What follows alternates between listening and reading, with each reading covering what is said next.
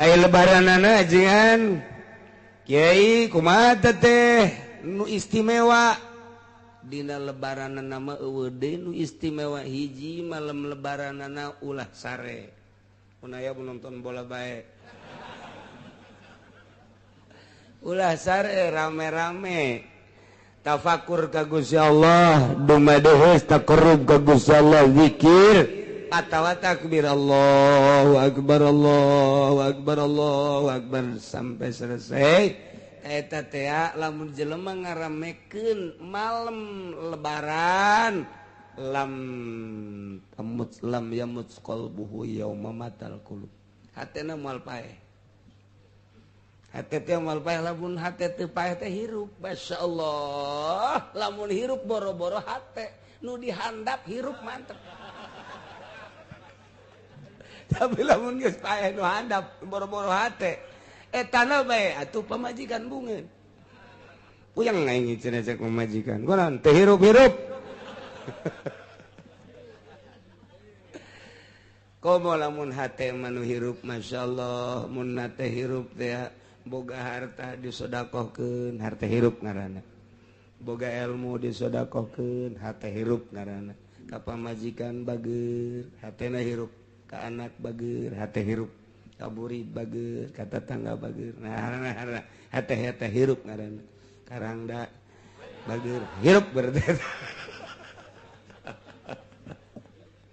tak kitu Allahumma ya qadiyal hajat Allahumma ya qadi wattaqullaha alladzi ilaihi tuhsyarun kudu sarieun maraneh kabeh ka Allah nu ka Allah hungkul aranjeun kabeh bakal digiring bakal dikumpulkeun umat manusia di zaman Kangjeng Nabi Adam datang ke akhir umat Kangjeng Nabi Muhammad berbagai golongan jeung derajat nu jadi presiden nu jadi raja nu jadi menteri jadi gubernur nu jadi bupati nu jadi camat jadi lurah nu jadi RT jadi kiai nu jadi wali anu jadi nabi nu jadi rasul nu teh jadi nanaon pedagang dan lain sebagainya bakal digiringkeun kabeh menuju Allah Subhanahu wa taala eueuh nu kasingsal teu bisa aya nu kasingsal eueuh hiji-hiji acan nu bakal teu milu dina penggiringan eta dina perkumpulan eta kabeh dikumpulkeun dipenta pertanggungjawaban masing-masing tanya sabaraha umur mata digunakeun naon celi digunakeun naon sungut digunakeun naon harta digunakeun naon ilmu digunakeun ka mana dan lain sebagainya di BAP mun urang salamat sorga teu salamat ngagejebur iyalah wattaqullah kudu sieun maraneh ka Allah ieu mah khususna tentang sayd tentang buburon bagi nu halal maupun bagi anu keur ihram sing sieun melalui aturan Allah sebab urang bakal dikumpulkeun bakal digiringkeun ka Gusti Allah Subhanahu wa ta'ala tapi lamun ahli batin mah bisa ngamanaan kieu ye uhilla lakum dihalalkeun karanjeun ka basaidul bahri buburon lautan nu aya di laut teh eta adalah mutiara ngan nu dimaksud mutiara di dieu mah adalah makrifat berarti urang neangan ilmu makrifat ge teu naon carana kudu ka laut aya di laut berarti urang teh kudu silulup ari silulup urang teh kudu bisa atuh berarti ngojaina jeung kudu nyaho lebahna di mana aya mutiara di luhurna kudu make parahu heula sanggeus make parahu urang silem ka jero di mana lebah anu aya mutiaraan na ieulah ilmu makrifat eta kurang bisa diteleuman sok teangan ilmu marifatullah wa rasuli supaya urang mantep jasa ka Gusti Allah seakan-akan urang bisa neuleuh mun teu bisa neuleuh urang asa dideuleukeun ku Gusti Allah lantaran ieu ge kabeh moal kaluar tina kudrat jeung iradat Allah. Dedelean urang teh supaya ka Allah bae, dedengean urang supaya ka Allah bae, napas urang supaya ka Allah bae, bicara urang supaya ka Allah bae, per detikna teh ieu adalah ka Allah, ka Allah, ka Allah, ka Allah, ka Allah. Nah iyalah ngaranna ilmu ma'rifat. Uhillalakum shaydul bahar, halal teangan coba ge ilmu ma'rifat. Wa ta'amuhu,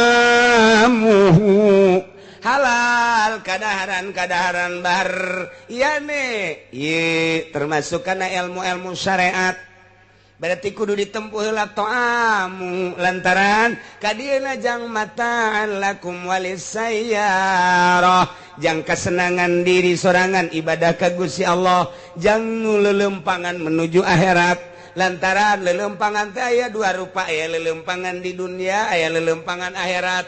Aya jelema aya jasadna mah di dunia keneh tapi geus berperasaan di akhirat bae, matana di ka akhiratkeun, ceulina di ka akhiratkeun, leumpangna geus asa di akhirat bae. Kitulah ahli ma'rifah, ieulah ta'amu. Teangan heula ku urang atuh ayeuna kadaharan-kadaharanana naon? Ieulah ilmu muamalah, ilmu ubudiyah, ilmu muamalah. Wuduna nu rapih teangan syarat jeung rukunna, salatna nu rapih syarat jeung rukunna, hajina nu rapih syarat jeung rukunna, kitu keneh zakatna, kitu keneh puasana. Kemudian kabelah dituna iyalah jang besi diperlukeun ku diri oge ku batur. Muamalahna bab jual belina kudu nyaho syarat-syaratna, bab gade menggadena kudu nyaho, bab titip menitipna kudu nyaho. Kabelah ditulah munakahah, urusan pertikahanana kudu nyaho, datang ka urusan pertolakanana, peridahanana, pernapakahanana kudu nyaho. Nah lamun geus nyaho sok laksanakeun kuari tempuhlah saydul bahar, ilmu ma'rifatullah wa rasuli. Carana kudu kumaha? Wa hurrima alaikum saydul bar, diharamkeun karanjeun kabeh saydul bari. Carana adalah haramkeun buburon daratan. Naon buburon daratan teh? Ieu adalah alamul mahsus, alamul jismi. Jadi dua alam teh, aya alam ruhani ieu adalah saydul bahar, aya alamul jismi saydul barri. Haramkeun saydul barri nu mahsus ya teh ulah aya kesenangan di diri.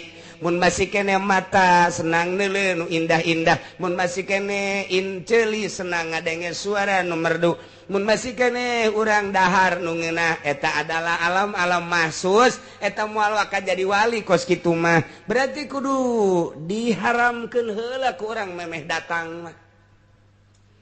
Atuh kudu kumaha? Mulai ku hari urang tanggal hiji haji puasa, iraha tanggal hiji hajina Jumat geus nyaraho kabeh haji paruasa kabehan. Letik mangajal.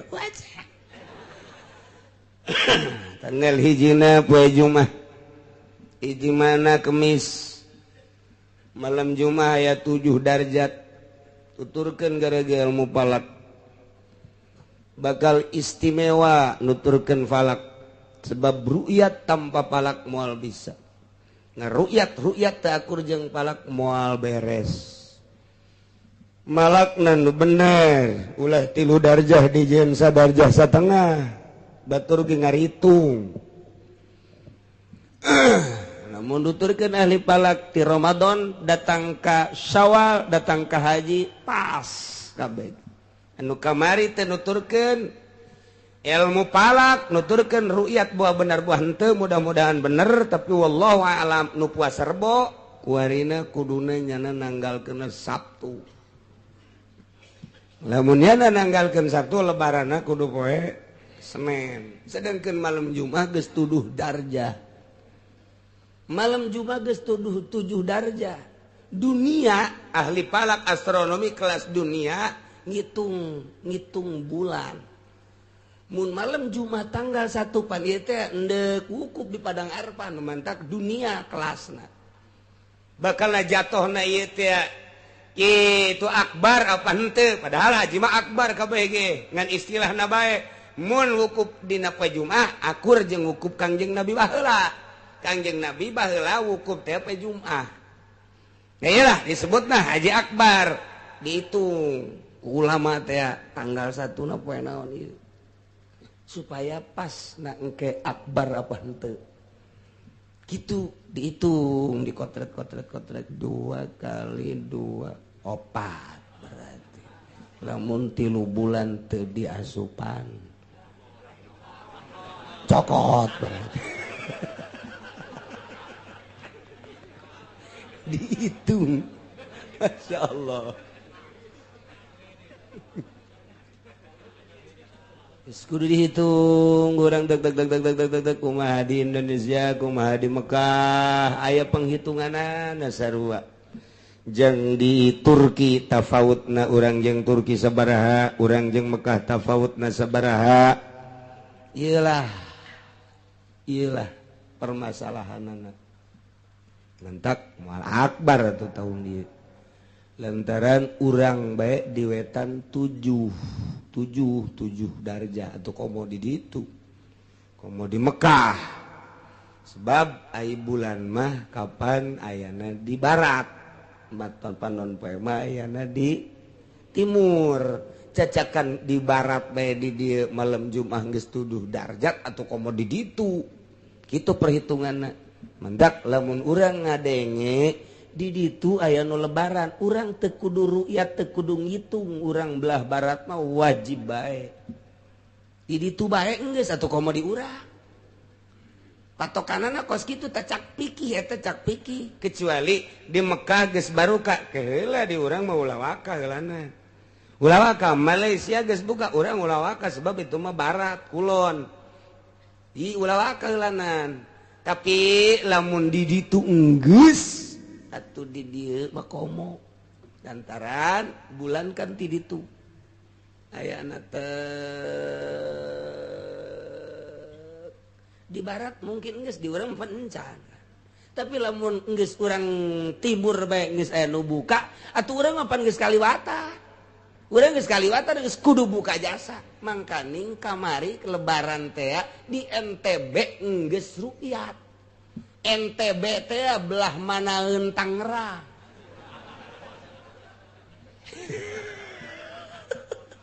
NTB geus aya nu buka di ditu atuh komo urang geus teu kudu ru'yat teu kudu palak. Cek ahli fikih.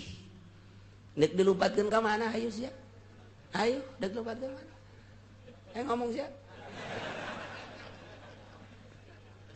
Ayo keur carita. Isukana orang bari maula loba omong nu rebo nu salasa mudah-mudahan menang ridho Allah anu milih wahidin menang mudah-mudahan ridho Allah nu milih atut mudah-mudahan ridho deui bae sakitu salahna cukup jangka neraka dengan 10.000 saja nah kan ieu beungeut-beungeut aya oge aduh cenah kiai nu menang na atut sebab perhitunganana lobaan atut tenang jadi supaya bunga heula supaya nyieun petasan nyeungeut petasan heula keuna kadengieun keuna bubungahan sakedeung deui lurah diserem ji yang gitu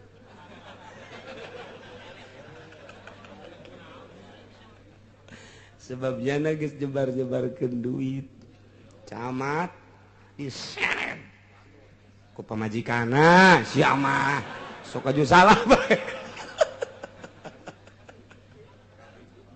aduh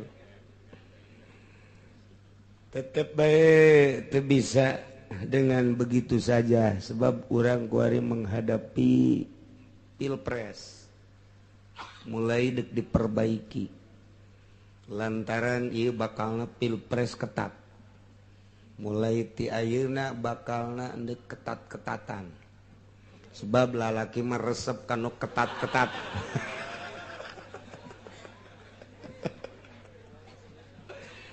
menang sembarangan sebab ieu mah bakalna mengarah lamun teu diperbaiki geus aya anu endek revolusi nu kukula dicaritakeun teh.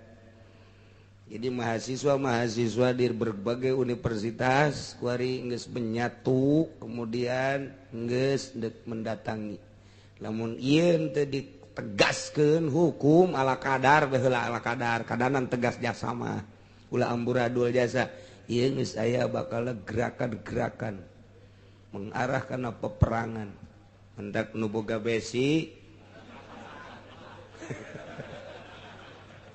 sing lempeng.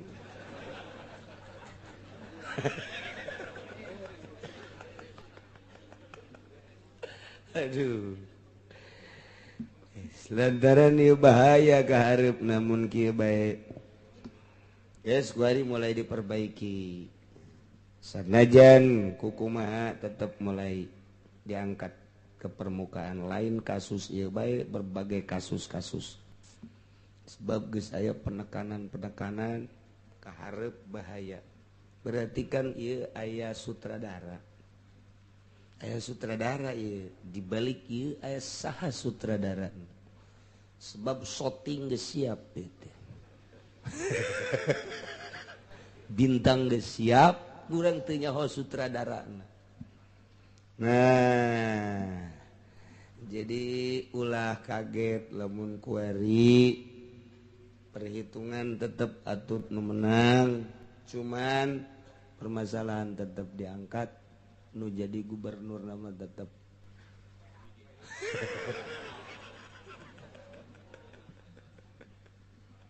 ai geus teu kuat tuh hiji geus sakitu bae teh ngomong heulana ulah panjang-panjang.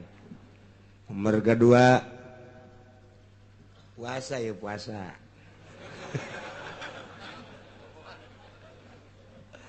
Tanggal hijina haji kemudian berarti tanggal hiji hajina Jumat Sabtu Minggu kuari tanggal seberapa? 3 berarti orang puasa ke seberapa poe? Orang mana ya?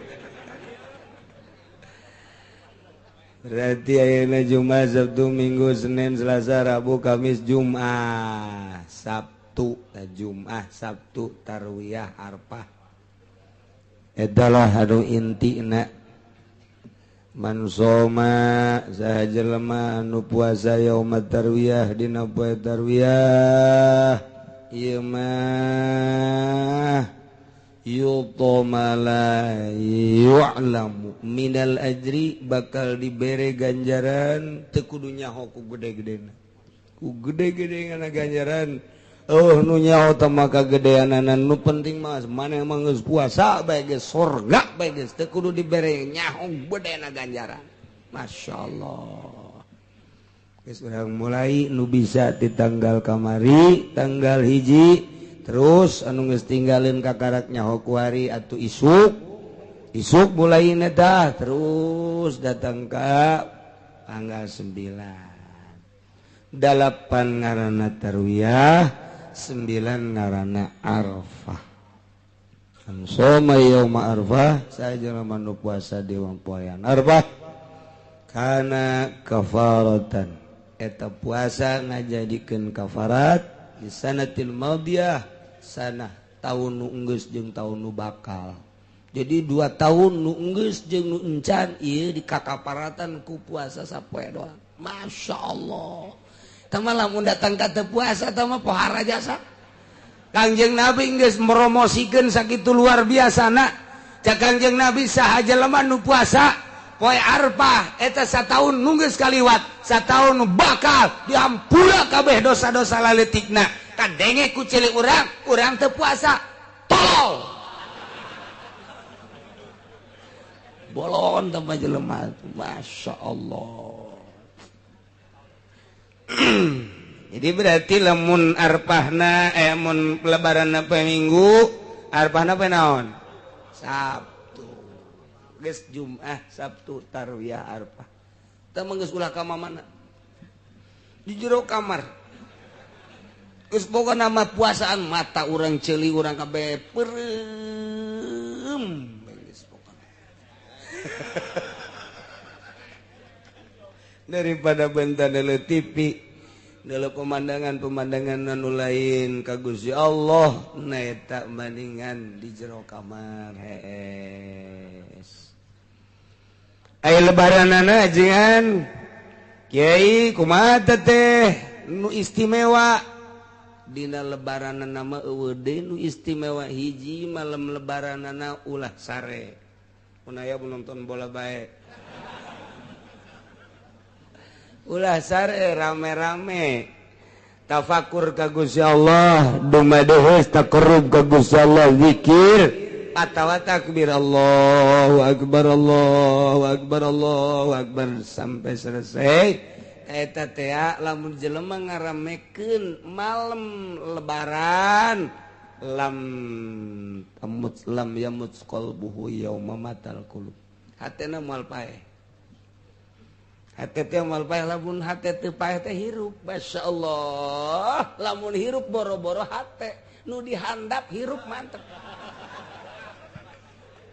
tapi lamun geus paeh nu handap boro-boro hati eta na bae atuh pamajikan bungeun puyang aing cenah cek pamajikan kunaon teh hirup-hirup komo lamun hati manu hirup masyaallah mun teh hirup teh boga harta disodakohkeun harta hirup ngaranna boga ilmu disodakohkeun harta hirup ngaranna ka pamajikan bageur hatena hirup ka anak bageur hate hirup ka buri bageur ka tetangga bageur nah hate hirup ngaranna karangda bageur hirup berarti tak kitu eta hiji. Kemudian atuh ayeuna mah beurangna di samping lebaran na ieu urang ngalaksanakeun kurban. Enggeus cenah kiai kurban mah terus bae boga mah hayu bae 2 3 4 5 masalah. Masalah. Lamun urang ngalaksanakeun kurban man qarraba kurbanan saha jelema anu nyieun dumadeheus ka Gusti Allah ku cara mencit kurban. Bi awali kotrotin begitu dipencit awal tetesan tak kotorat fil ardi netes ka bumi eta geus dihampura dosa eta jelema ku Gusti Allah gufirat dzunubuhu lain dosanya na bae wa iyaluhu keluargana ge dihampura pamajikanana anakna ahli-ahlina bahkan indung bapana ge dihampura deui bae. Ya Allah ya Rabbi begitu netes sret geus dihampura dosana dosa pamajikan dosa anak dosa indung bapana masyaallah ku gede-gedena ganjaran korban mandek hayu nu boga ulah diengke-engke lantaran umur mah teu nyaho umur teu nyaho buah dikorbanan buah henteu engke ku anak urang mumpung kuari bae keur boga cenah kiai naon eta korban teh sapi sabaraha urangan sapi 7 kumaha kiai lamun sapi hiji ku sorangan bae eueuh masalah ieu sapi ku sorangan bae cenah kiai abdi di ditu naon wagah kula ieu naik sorangan bae eueuh masalah boro-boro sapi hiji 5 dek nu ku sorangan bae eueuh masalah ngan lamun hayang dipilukeun datang ka 7 kitu maksudna besi we tujuaneun teu meunang ku sorangan lain teu meunang ku sorangan pan urang lamun embe ge 7 ieu nu sa nu kula ieu nu sa nu kula ieu nu kula kabeh wih mamang sakaligus 7 wah eueuh masalah besi dijadikeun masalah di lembur eueuh tah eueuh masalah tilok aya ongko nu ngamasalahkeun kos kitu ieu ge sapi sorangan cenah kula mah hiji eueuh masalah ndek ketujuhan we mangga mbe hiji sorangan mbe mah teu mumpung urang aya kesempatan umur dibere keneh ku Gusti Allah harta boga ulah diengke-engke geus langsung korban bikeun tah tolong lembur ka fakir miskin yo maneh supaya ngarasaan geus urang ulah nyileuk-nyileuk deui bigan nu hebat bata bigan atau aya penampungan dirinya sok dibagi-bagi ke masyarakat ku panitia tah geus ngaran deh tulis keur teu na geus sebereu masalah ngan eta mah keur carita Abdul na cek pikih Allah mah geus apaleun padahal ngan cek pikih ya eta kos kitu. Nah itulah ari ieu sapopoe wiridana naon nu paling istimewa. Sapopoe nu paling istimewa wiridan di bulan haji mah la ilaha illallah wahdahu la syarikalah lahul mulku wa lahul hamdu yuhyi wa yumitu wa huwa ala kulli syai'in. Eta nu paling hebat. Bisa tong makabehan. Kanjeng Nabi Musa usul ka Gusti Allah, ya Gusti Allah, naon nu pang bagus-bagusna wiridan? Cak Gusti Allah, la ilaha illallah wahdahu la syarikalah. Ye, eta mah wiridan biasa. Cak Kanjeng Nabi Musa, boro-boro urang Kanjeng Nabi Musa ge ngomong gitu ka Gusti. Teu wiridan biasa. Wiridan biasa cek Gusti Allah ngan lamun dibaca di bulan haji, beda jeung dibaca di bulan-bulan sajen. Langit bumi jeung eusina timbang.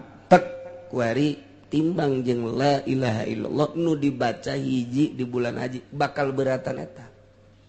Di bulan haji mah kos kitu tah.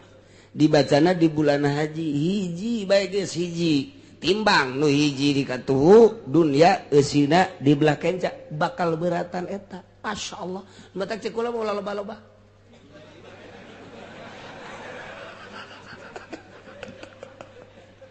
besi ngambai hiji bae